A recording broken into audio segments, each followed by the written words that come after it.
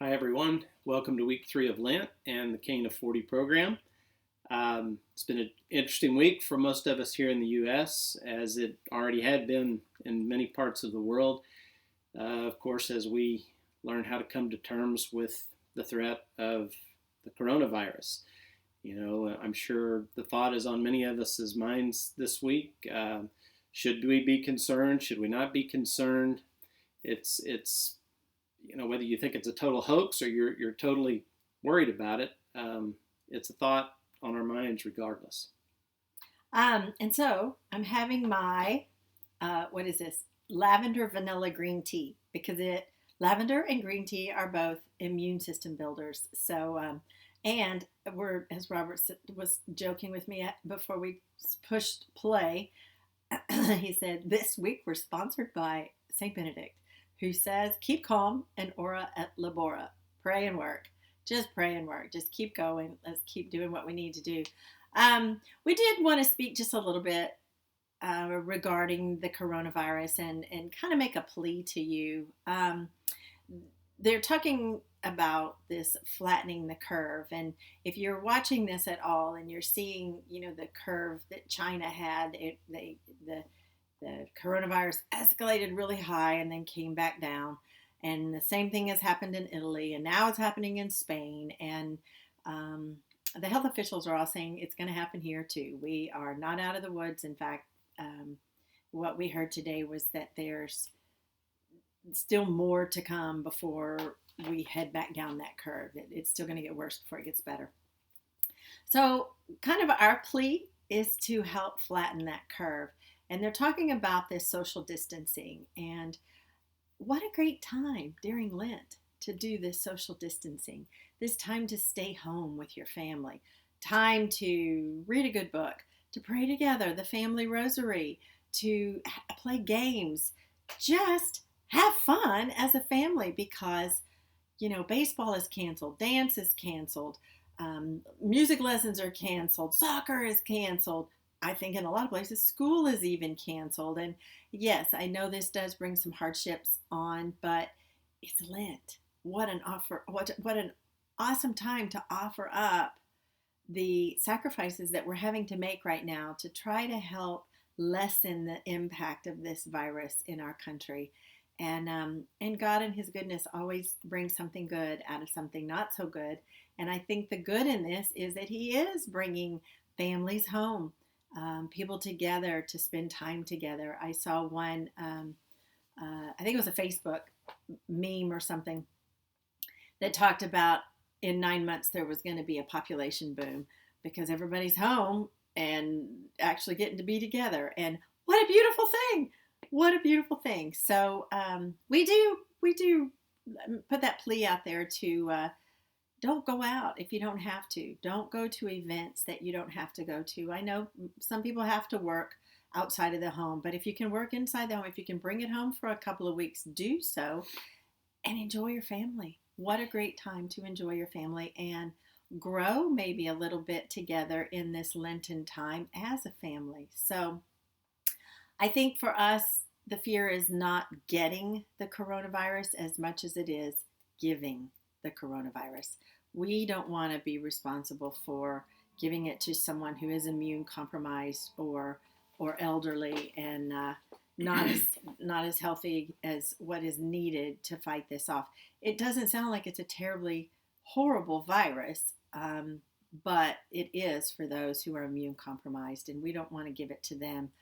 And unfortunately, we could be giving it to them going out in public into large groups, not even knowing we're carrying it yet. So we say yes to Mass.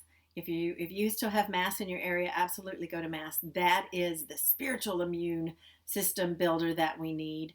And right behind that is prayer, and then good things like green tea. Boost your immune system and boost your family while you're at it. So enough of that.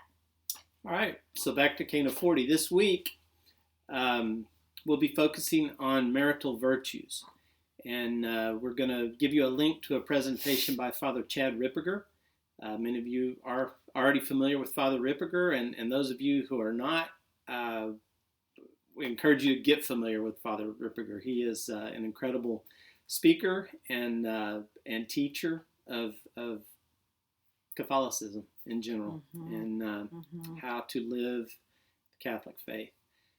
So in this presentation, this conference that he puts on, Father Ripperger outlines 14 of the virtues that are essential for living a Catholic Christian marriage.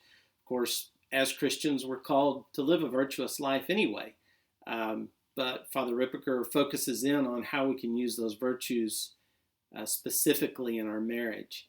So what we're going to encourage you to do is, of course, listen to the presentation first, list out all 14 of the virtues that Father Ripperger goes over, and then out of those 14, choose, well, in prayer, ask God, which of these virtues do I personally, Robert Schwinn, need to work on the most?